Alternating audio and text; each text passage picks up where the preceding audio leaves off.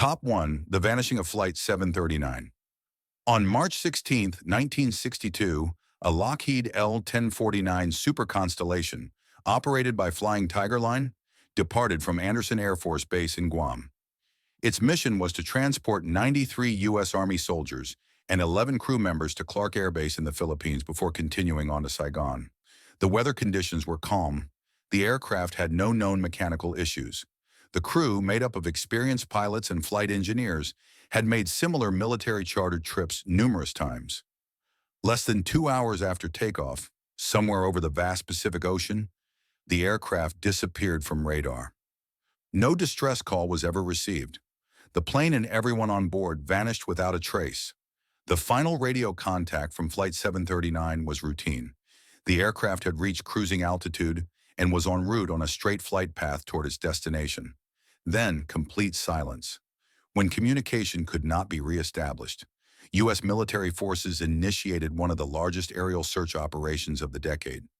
Over 200,000 square miles of ocean were scoured by air and sea units from both the United States and the Philippines. Despite these extensive efforts, no wreckage was ever found. Not a single life raft. No floating debris. Not even an oil slick. It was as if the aircraft had never existed at all. But a single piece of eyewitness testimony changed the tone of the search. The SSTL Lenson, an American oil tanker sailing in the area, reported observing an unusual aerial event around the time of the disappearance. Crew members described seeing a sudden flash of bright light high in the sky, followed by 2 separate glowing trails descending toward the ocean. The ship's captain recorded the event in the official logbook and radioed it to naval authorities immediately. The description matched what might be seen during a high-altitude explosion. Yet this testimony was quickly sidelined in official reports. The U.S. military never acknowledged the sighting publicly and declined to connect it to Flight 739. The aircraft was equipped with multiple radio transmitters and emergency locator beacons, any of which should have activated automatically in the event of a crash. None did. Furthermore, the plane had just been refueled, carried no hazardous cargo, and the crew passed all pre-flight checks. A sabotage scenario was considered but quickly dropped due to lack of evidence. A lightning strike was ruled out due to clear weather. A mid-air collision was impossible as there were no other aircraft in the vicinity. The absence of any distress signal continues to be one of the most confounding aspects of the case. Adding to the confusion, many families of the missing soldiers reported receiving vague or conflicting statements from military representatives. Some were told the plane had likely encountered bad weather. Others were informed that mechanical failure was the leading theory. Yet publicly, the Department of Defense offered no definitive cause and issued a final statement, simply listing the passengers as missing. Flight 739 was officially removed from the manifest of active operations without ceremony or explanation. In 2019, over half a century after the disappearance, the names of those aboard Flight 739 were finally engraved on the Middle East Conflicts Wall Memorial in Illinois. This recognition, however, came without resolution. Declassified documents suggest that at least a portion of the flight's mission may have involved a covert intelligence operation.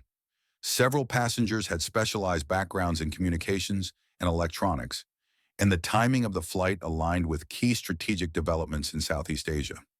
If the plane had been targeted or sabotaged due to classified contents or personnel, such an event would likely have been suppressed under national security grounds. What troubles investigators even today is the complete absence of physical evidence. Modern radar, naval detection systems, and airborne surveillance in the area failed to record any anomaly besides the initial disappearance. It is extremely rare for an aircraft of this size and type to vanish without leaving any trace. In the decades since, no part of the aircraft has washed ashore, and no fishing trawler has reported dragging up wreckage. The ocean has remained silent. If an American military aircraft filled with soldiers can vanish during a routine flight in clear weather with no distress call, no debris, and no credible explanation, then the question becomes more unsettling. What else might be capable of disappearing without detection? And how many other stories like this have been quietly buried beneath the waves of official silence? Top 2. The Valentish Encounter. On the evening of October 21, 1978, 20-year-old pilot Frederick Valentich took off from Moorabbin Airport in Melbourne, Australia, flying a rented Cessna 182L toward King Island. It was a routine trip. The skies were clear, the winds mild, and Valentish was an experienced pilot for his age, with over 150 hours of flying logged. He never reached his destination. Instead, he vanished without a trace. What sets this disappearance apart is the chilling radio exchange that took place in the final minutes before his plane was lost, an exchange that has since become one of the most disturbing unsolved aviation cases in history. At 7:06 p.m., Valentish contacted Melbourne Air Traffic Control to report an unidentified aircraft flying roughly 1,000 feet above him. He described it as long, metallic, and equipped with 4 bright lights. Over the next 6 minutes, he became increasingly agitated as he reported the craft's unusual behavior.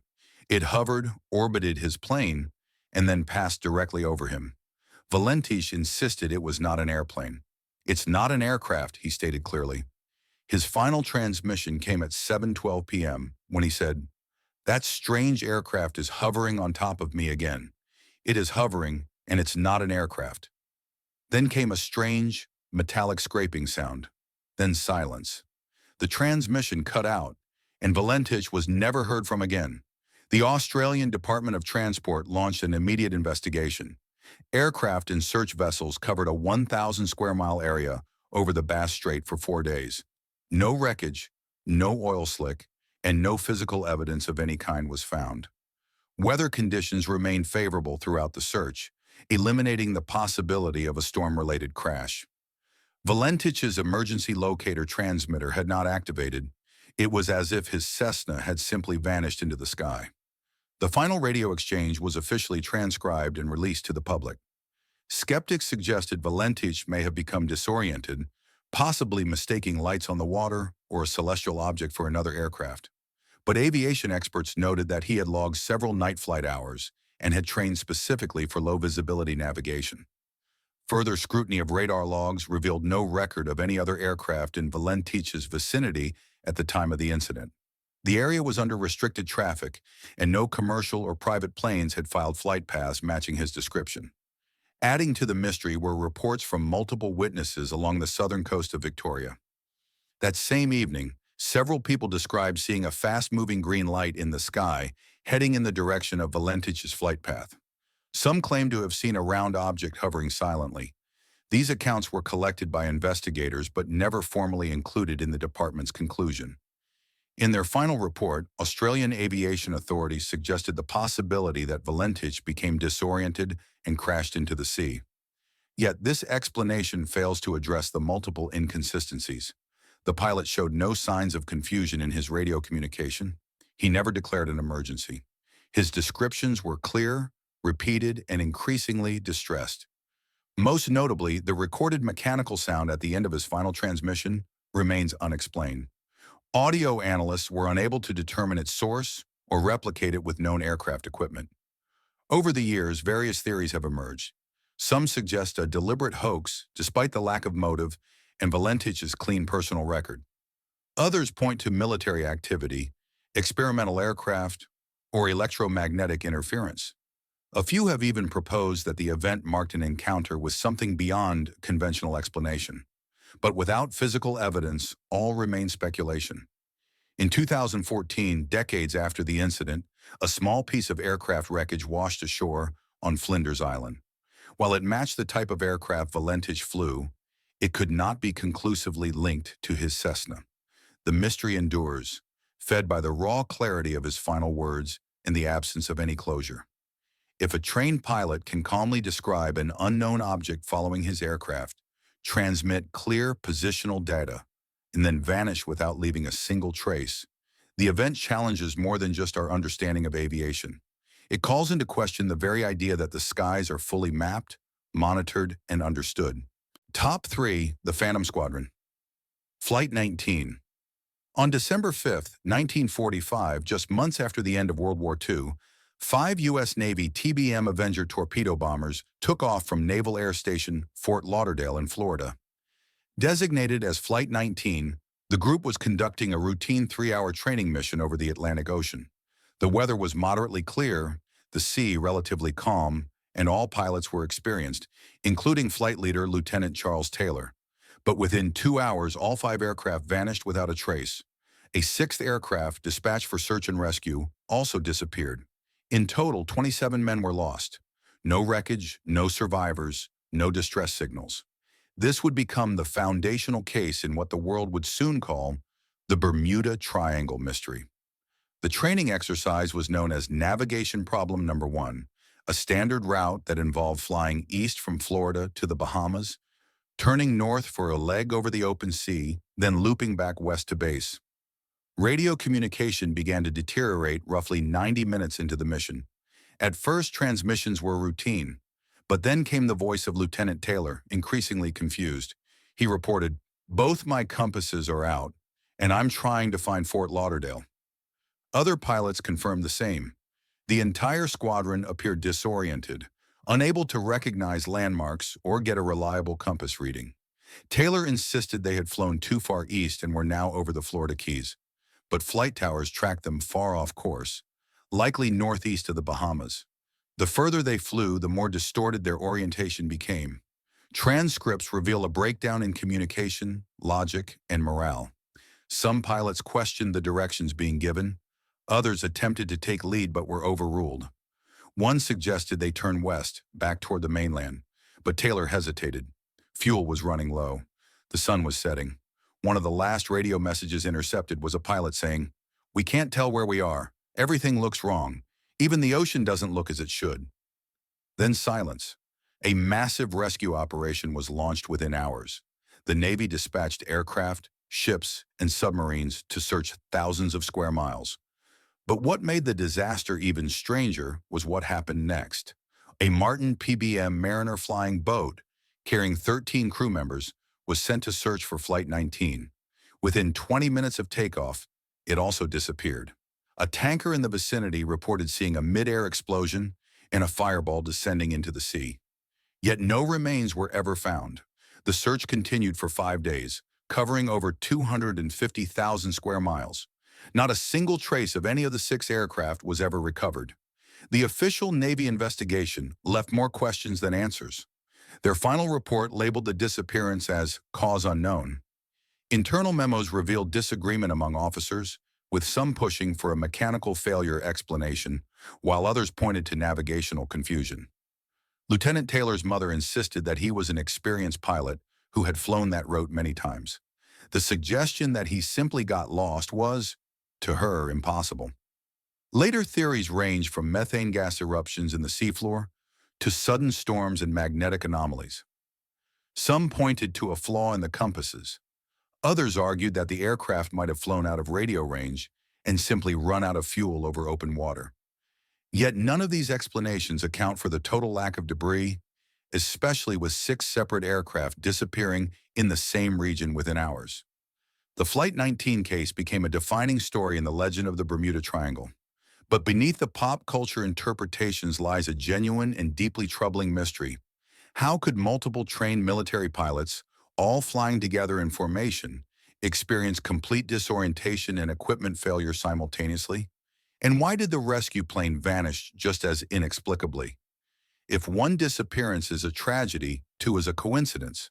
But 6 aircraft and 27 men vanishing under clear skies in controlled conditions demands a deeper inquiry. There are zones on this planet where logic falters, where instruments deceive, and where even discipline cannot prevent collapse. Flight 19 flew into such a zone and never returned. Top 4, the disappearance of MH370. On March 8, 2014, Malaysia Airlines flight MH370 departed from Kuala Lumpur International Airport, bound for Beijing. On board were 239 people, including passengers and crew. It was a routine flight aboard a Boeing 777-200WR, one of the safest and most reliable aircraft in modern aviation. 40 minutes into the journey, as the plane approached Vietnamese airspace, it silently vanished from civilian radar. The last words from the cockpit were calm and unremarkable. "Good night, Malaysian 370. Moments later, the aircraft simply ceased to exist in the eyes of air traffic control. It was the beginning of one of the most extensive and baffling aviation mysteries in recorded history. What followed defied logic. Military radar later detected the aircraft turning sharply westward, back over the Malaysian peninsula, and then continuing southward into the Indian Ocean. No distress signal was sent. The plane's transponder had been manually turned off. Satellite pings, known as handshakes, confirmed that the aircraft continued flying for more than 6 hours after disappearing from radar. Yet its path made no sense. It deviated entirely from its intended course and entered a part of the world with little to no radar coverage. These facts were not revealed until days after the disappearance, prompting international outrage and confusion.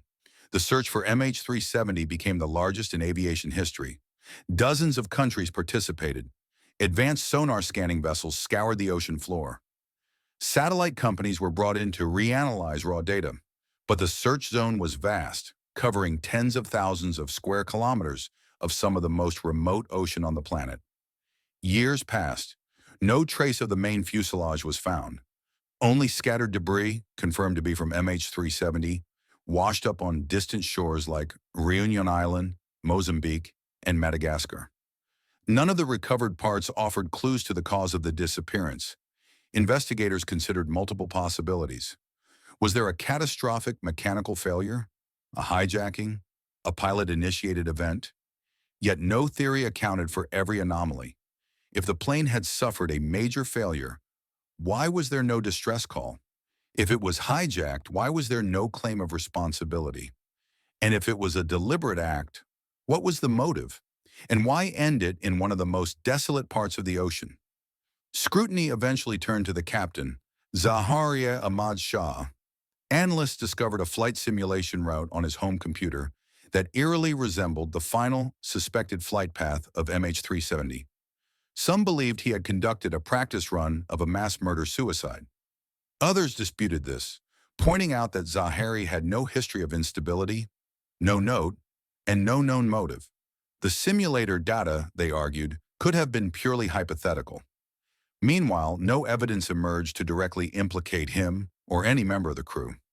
A final report released in 2018 offered no conclusive explanation. It acknowledged that the aircraft had been deliberately diverted, but could not determine who was responsible or why. Families of the passengers were left with nothing but unanswered questions. Several governments quietly closed their investigations. The black boxes were never recovered. Despite billions of dollars spent in state-of-the-art search technology, the final resting place of MH370 remains unknown. What makes this case especially disturbing is how a commercial airliner in the 21st century could disappear so completely.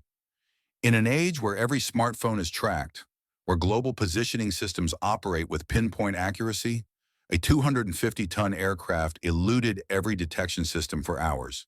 Not in a war zone, not in secret, but during a commercial flight along a major travel corridor. If MH370 can vanish in a world of satellites, radar, and international aviation oversight, what else can disappear? The incident exposed not only the limits of current tracking systems, but also the fragility of global cooperation in times of crisis. It raised uncomfortable questions about data transparency, government accountability, and the illusion of control in modern aviation. The mystery of MH370 endures, and every unanswered question points to a deeper problem, that even in the age of technology, there are still places in the world where silence reigns, and the sky itself withholds its truths. Top 5. The Michigan Lake Disruption. On the night of June 23, 1950, Northwest Orient Airlines Flight 2501 departed from LaGuardia Airport in New York, bound for Seattle, Washington, with a scheduled stopover in Minneapolis. The aircraft, a Douglas DC-4, was carrying 55 passengers and 3 crew members. As the flight crossed over Lake Michigan, approaching the shoreline near Benton Harbor, the pilot requested clearance to descend from 3,500 feet to 2,500 feet due to turbulent weather ahead. Minutes later, all contact was lost. No mayday was issued. No emergency beacon was triggered. Flight 2501 had vanished. The aircraft disappeared just before midnight. Within hours, a massive search operation was underway. The U.S. Coast Guard, Navy, Civil Aeronautics Administration, and local authorities deployed aircraft and ships to scan the lake's surface. Radar data from the time was minimal, as commercial tracking technology was still in its early stages. Despite these limitations, searchers were optimistic. The lake was large but bordered by towns and ports. If a crash had occurred, surely debris would be visible. The first clue arrived 2 days later when a Coast Guard cutter discovered small fragments of the plane and human remains floating roughly 15 miles offshore. But that was all. No fuselage, no wings, no engines. Divers and sonar teams focused on the suspected crash site, dragging the lake bed and dropping magnetic detectors into the depths. Yet the main wreckage was never found. Even today, over 7 decades later, the bulk of Flight 2501 remains missing beneath the cold, dark waters of Lake Michigan. What made the disappearance stranger was the simultaneous failure of communication and signal. Multiple pilots in the area reported sudden, intense static on their radios shortly after Flight 2501 was lost. Ground stations logged electrical interference, disrupting both communication and radar monitoring. Some investigators later speculated about a rare form of atmospheric disturbance, while others wondered whether electromagnetic interference had played a direct role in disabling the aircraft. The conditions that night were challenging, but not exceptional. A line of thunderstorms had developed over the lake, and turbulence was expected. Yet Flight 2501 was a sturdy 4-engine aircraft, and its crew was highly trained. The pilot's final transmission made no mention of distress. He simply requested a lower altitude. There was no sense of urgency, no panic, and no sign of mechanical failure. The sudden loss of all signals in such a short window remains one of the case's most baffling aspects. Over the years, the mystery deepened. Search efforts continued for decades, spearheaded in later years by independent researchers and diving teams. In 2004, a group led by the Michigan Shipwreck Research Association located what they believed to be promising sonar targets. However, dives confirmed the targets were unrelated wrecks. Time and again, promising leads faded into silence. Adding to the mystery are reports of unusual radar activity logged in the region during the 1950s and 60s. Military pilots and weather stations along the lake occasionally recorded inexplicable blips, objects appearing and vanishing without logical flight paths. Though unrelated to Flight 2501 directly, these anomalies have become part of the wider enigma surrounding Lake Michigan, often referred to as the Michigan Triangle. To this day, the case is officially listed as an unresolved aviation accident. The lack of definitive wreckage has prevented investigators from ruling out sabotage, pilot error, or catastrophic mechanical failure. In 2008, a memorial was finally established in South Haven, Michigan, listing the names of all 58 souls lost that night. But the questions remain unanswered. How does a large, multi-engine commercial aircraft disappear in a domestic airspace corridor with no concrete radar data, no emergency signal, and no wreckage to analyze? The incident reveals a terrifying blind spot in air travel, one where even short-range flights over familiar territory can end in total disappearance. The surface of Lake Michigan appears calm and shallow in places, but beneath lies a depth that has swallowed ships, planes, and evidence alike. Flight 2501 became part of that hidden silence, and its unanswered ending continues to echo over the waves. Top 6. The Helios flight that flew itself. On August 14, 2005, Helios Airways Flight 522 departed from Larnaca, Cyprus, bound for Prague with a scheduled stop in Athens. The Boeing 737 carried 115 passengers and 6 crew members.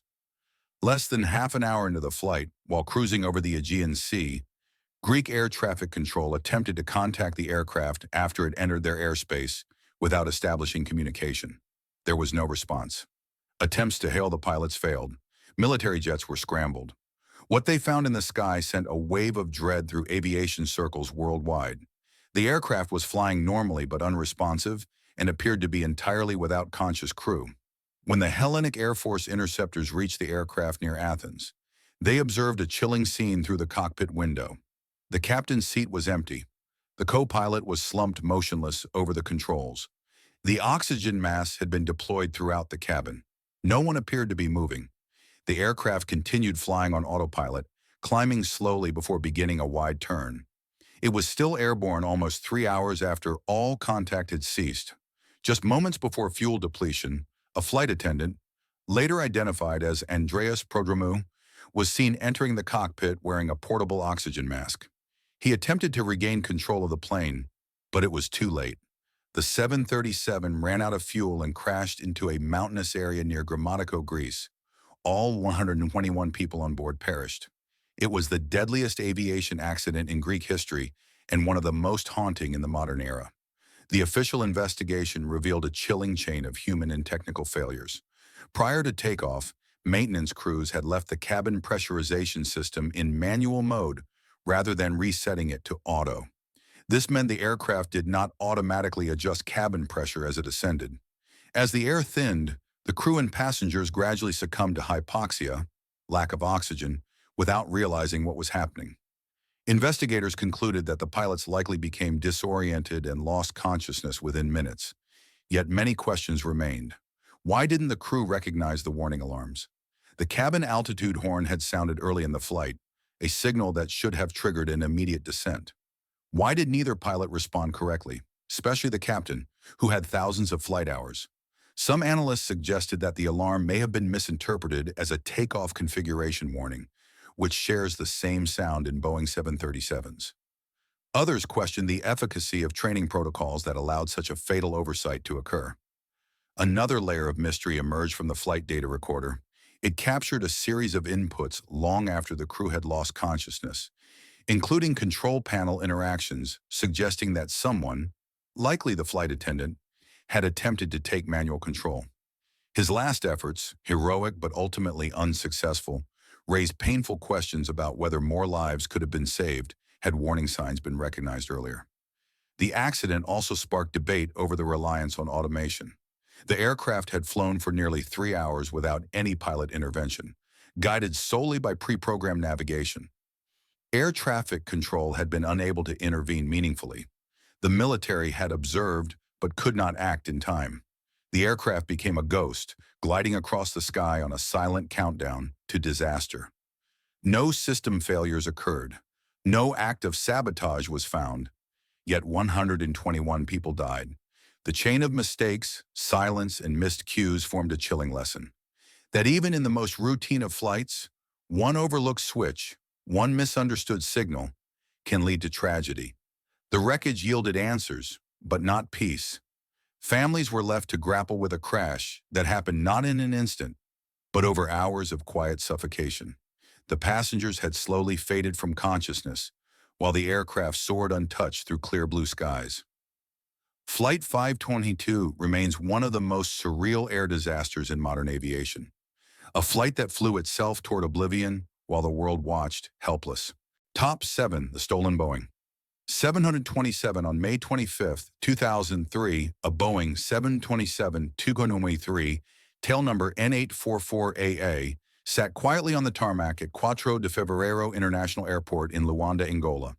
The aircraft had once flown for American Airlines, but had been retired and reconfigured for cargo transport.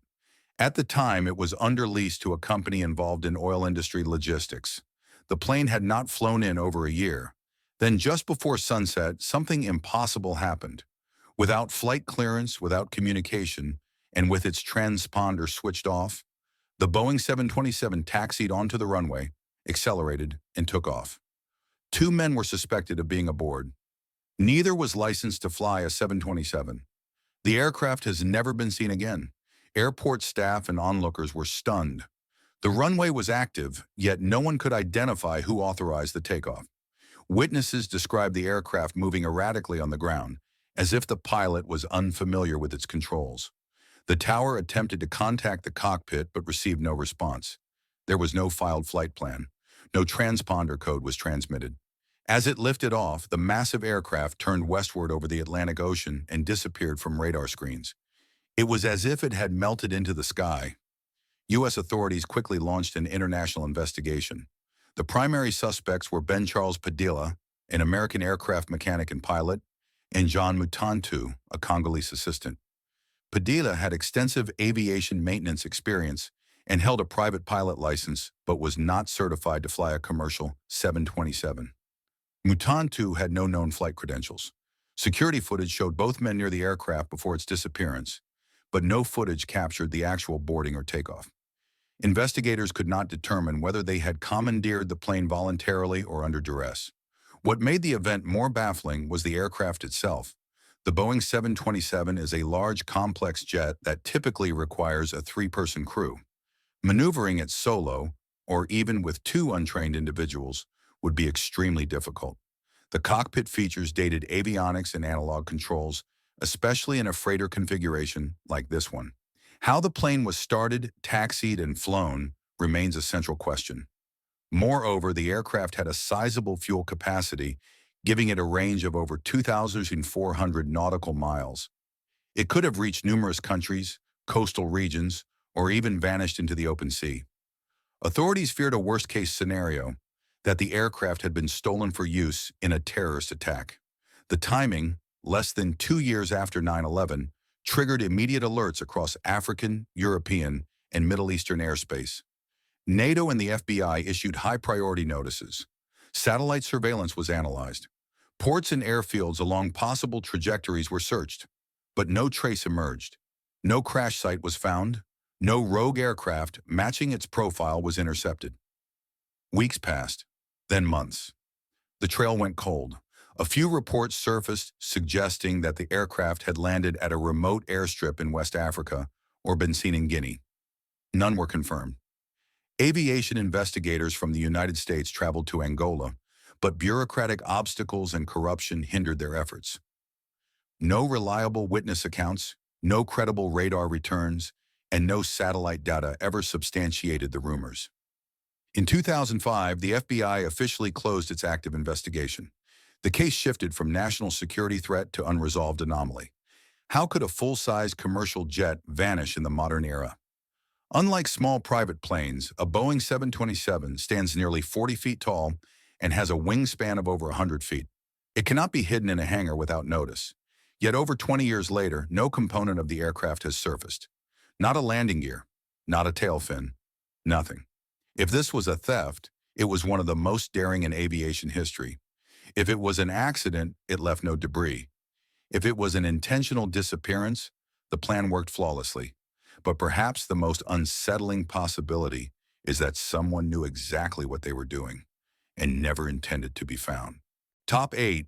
The An-72 that flew into silence. On December 19, 1995, a Kazakh government Antonov An-72 aircraft took off from Charkhi Dadri in India, destined for Shymkent, Kazakhstan. On board were 13 people, including General Zhomart Yurtayev, a senior Kazakh military commander, along with several aides and aircrew. The twin-engine jet, designed for military and cargo transport, was operating under normal flight conditions with experienced personnel. The flight was part of a diplomatic mission and was cleared for a direct route northward. But less than 2 hours after departure, as it passed over the rugged and politically sensitive region of the Hindu Kush, the aircraft disappeared from radar. There was no emergency call, no beacon, no crash site, no explanation. Initial reports suggested the plane had encountered technical issues, possibly related to engine performance at high altitude. But the Antonov An-72 was specifically engineered for such conditions, frequently used in Arctic and mountainous terrain. The crew had flown this model extensively, including in combat zones. The disappearance triggered a joint search operation by Indian and Kazakh authorities, with assistance from Russian aviation experts. Mountainous terrain and political tensions in the region complicated efforts. Despite aerial sweeps and intelligence gathering, nothing was found. Satellite scans produced no signs of wreckage. Ground teams encountered logistical challenges and were denied access to some high-security zones controlled by military factions. Unofficially, intelligence operatives hinted at a possibility far more disturbing. General Yurtayev was reportedly involved in internal restructuring efforts within the post-Soviet defense apparatus and had access to classified documentation relating to regional arms movements. Some believe the flight may have been intercepted, or worse, intentionally diverted. Yet no evidence of hijacking or radio interference was presented. All data from the aircraft's flight recorders were presumed lost. The transponder ceased transmitting before any anomaly was noted, a rare and troubling circumstance in controlled airspace. In the absence of physical evidence, speculation filled the void. Some theorize the aircraft may have been shot down by a regional power concerned with Yurtayev's movements. Others suggested the plane veered off course due to a navigational error and crashed in an unmonitored range. But satellite coverage, though limited in resolution at the time, should have recorded such an event. No heat signature, smoke plume, or seismic impact was logged. For an aircraft of that size to vanish entirely over land, with no witnesses, no wreckage, and no signal, is virtually unprecedented. Further complicating the case were reports from remote villagers in northern Pakistan who claimed to have seen a large plane flying unusually low on the night of the disappearance. These accounts were dismissed as unreliable, but they were not investigated thoroughly. Subsequent radar reanalysis yielded inconclusive results. A confidential memo later surfaced within Kazakh archives, indicating internal suspicions of foul play, but the document was heavily redacted and its authenticity never officially confirmed. Years passed. The incident faded from public discourse. General Yurtayev was quietly removed from military records. The crash was labeled an unsolved aviation event. No memorial was erected. No official cause was ever declared. Today, the AN-72 case remains a phantom in aviation history. Unlike oceanic disappearances, where wreckage can sink to inaccessible depths, this flight vanished over land, within range of multiple nations' air defense systems and radar networks. The complete erasure of its trajectory points either to a catastrophic event too sudden to record or an intervention too deliberate to trace. What becomes of an aircraft that vanishes in political shadows? The silence surrounding the AN-72 is not just about a missing jet. It's about what happens when national secrets, military assets, and airspace converge. In that zone, truth is often the first casualty. Top 9. The DC-3 that vanished before landing on December 28, 1948. A Douglas DC-3 aircraft operated by Airborne Transport disappeared during a routine flight from San Juan, Puerto Rico, to Miami, Florida. The aircraft carried 29 passengers and 3 crew members. Weather conditions were reported as calm, visibility was clear, and the aircraft was nearing the end of its journey. Just 50 miles southeast of Miami, in range of both radar and radio contact, the plane made its final transmission requesting landing clearance. Minutes later, it was gone. No distress signal was received, no debris was found. The plane never arrived. The Douglas DC-3 was a robust and reliable aircraft with a proven track record. The pilot, Captain Robert Lindquist, was highly experienced and familiar with the route. The flight had been uneventful until the final leg.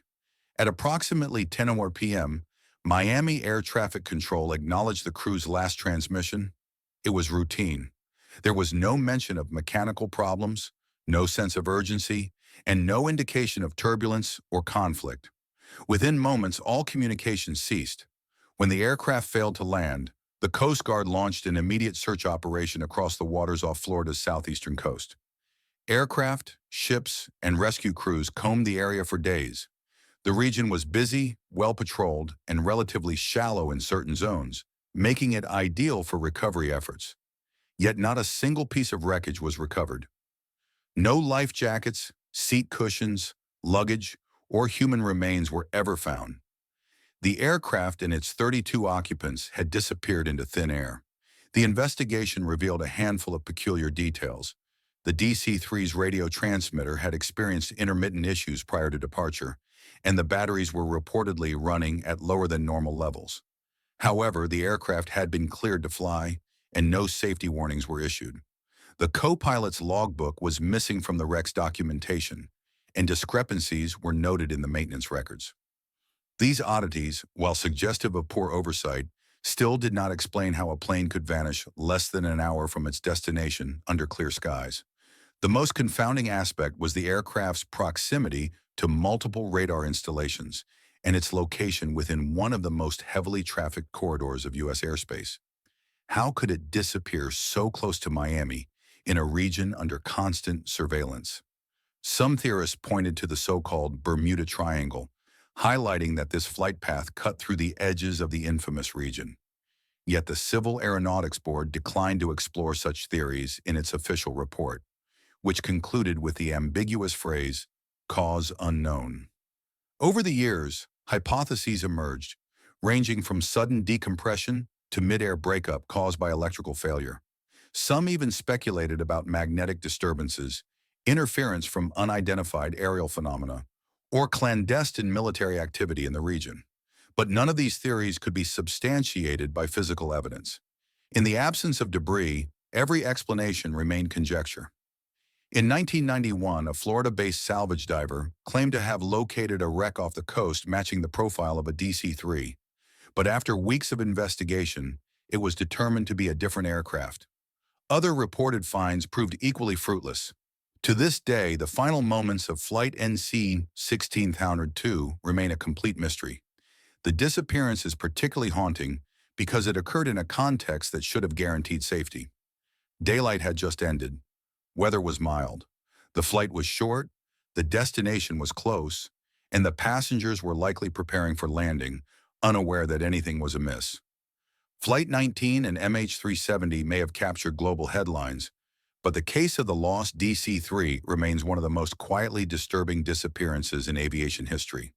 No flash of light, no radio panic, no search beacon, just a plane flying confidently toward home, and then gone. When something vanishes at the edge of familiarity, where safety and danger blur, it challenges more than just our understanding of flight. It suggests that disappearance is not always a matter of distance or danger. Sometimes the sky simply closes its doors without warning. Top 10. The KAL 007 Shootdown Enigma. On September 1, 1983, Korean Airlines Flight 007, a Boeing 747 carrying 269 people, was en route from New York City to Seoul with a planned stop in Anchorage, Alaska.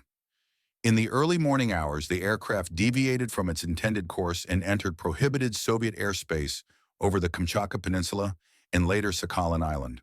Despite multiple warnings from Soviet radar stations and military aircraft, no course correction was made. At 3:26 a.m. local time, a Soviet Su-15 fighter jet fired 2 air-to-air missiles. The passenger plane was destroyed, and all aboard were killed. The wreckage fell into the Sea of Japan. But what followed was not a straightforward tragedy of navigational error. It became one of the most controversial and unexplained incidents in Cold War aviation. Official accounts claimed that the flight's autopilot had been mistakenly set to a wrong heading, causing it to drift hundreds of miles off course. But the deviation was so substantial and lasted so long that many questioned how such an error could go unnoticed by the cockpit crew. The aircraft crossed multiple navigational checkpoints without correction. Voice recordings later revealed that the crew did not discuss any deviation. Some aviation analysts believe the plane was following a deliberate path, perhaps shadowing a nearby U.S. reconnaissance aircraft, raising the possibility that it was being used for covert surveillance. When KAL 007 was shot down, it was flying in close proximity to an RC-135, a U.S. spy plane operating in the same region. This coincidence triggered immediate suspicions from Soviet authorities, who claimed the Boeing 747 was being used as a cover for intelligence gathering. Western officials denied this, stating that the commercial flight had nothing to do with military operations. But many observers remained unconvinced, especially after details emerged about the timing of intelligence flights in the region and the failure of the Korean crew to respond to multiple communications attempts. Recovery operations were tightly controlled. The Soviet Navy reached the crash site first and refused international access. For months, they denied locating the black boxes. When the flight data recorder and cockpit voice recorder were eventually released, their contents were heavily scrutinized. The final moments revealed confusion in the cockpit, but no awareness of interceptors or missile tracking. Some segments of audio were inexplicably missing. These gaps, paired with Soviet secrecy and conflicting reports, only deepened the mystery. Even more troubling were the recovered remains, or lack thereof. Only a portion of the bodies were ever recovered, and several autopsy reports described strange injuries inconsistent with high-altitude decompression. No explosive residue was found on certain fragments, and several key parts of the fuselage were never located. The Soviet Union maintained that the aircraft broke apart in midair after being hit, but without access to the full wreckage, independent verification was impossible. The incident nearly escalated into a major international conflict. U.S. President Ronald Reagan condemned the Soviet action as a massacre. The Soviet Union insisted it had acted in defense of its airspace. But as diplomatic tensions mounted, the truth became less a matter of evidence and more a matter of narrative control. In the years that followed, both nations maintained incomplete versions of the story, each leaving gaps that have never been fully resolved. In 1993, after the fall of the Soviet Union, Russian officials finally handed over the black box recordings. While these clarified some technical aspects of the final minutes, they failed to explain why the aircraft continued on a course so far from its intended path, and why no effort was made to evade or acknowledge interception. The CAL-007 case occupies a strange space in aviation history. It was not merely a tragedy of mistaken identity. It was a moment where military paranoia, geopolitical secrecy, and civil aviation collided in deadly silence. The passengers aboard Flight 007 were victims not just of missiles, but of questions never fully asked and truths never fully told. When an aircraft is downed in full view of the world, but the story behind it remains incomplete, the mystery is no longer just about what happened in the sky. It becomes a window into what powerful nations choose to hide, even when the wreckage lies in plain sight. These 10 disappearances do not stand alone. They are not mere accidents, lost to the randomness of fate or the vastness of oceans. When viewed together, they form a chilling pattern, a series of controlled, investigated, and often witnessed vanishing points that left behind more questions than answers. These were not rogue pilots in stormy skies or malfunctioning engines in forgotten jungles. These were aircraft tracked by radar, cleared by control towers, carrying trained crews and watched by the eyes of the modern world. And still, they disappeared. Each incident unfolded within a framework meant to prevent this very outcome. Air traffic control systems, military radar grids, global distress frequencies, and search and rescue protocols were all in place. Yet in every case, these systems either failed or were inexplicably bypassed.